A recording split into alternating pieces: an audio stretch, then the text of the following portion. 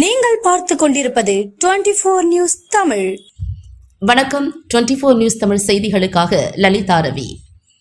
செவிலிமேடு அருள்மிகு ஸ்ரீ திரௌபதி அம்மன் உடனுரை ஸ்ரீ தர்மராஜர் அக்னி வசந்த மகாபாரத பெருவிழா.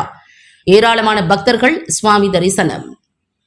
காஞ்சிபுரம் மாநகராட்சி செவிலிமேடு அருள்மிகு ஸ்ரீ திரௌபதி அம்மன் உடனுரை ஸ்ரீ தர்மராஜர் அக்னி வசந்த மகாபாரத பெருவிழா சித்திரை மாதம் 25ஆம் தேதி வெள்ளிக்கிழமையன்று விநாயகர் சிறப்பு பூஜையுடன் கொடியேற்றத்துடன் தொடங்கியது.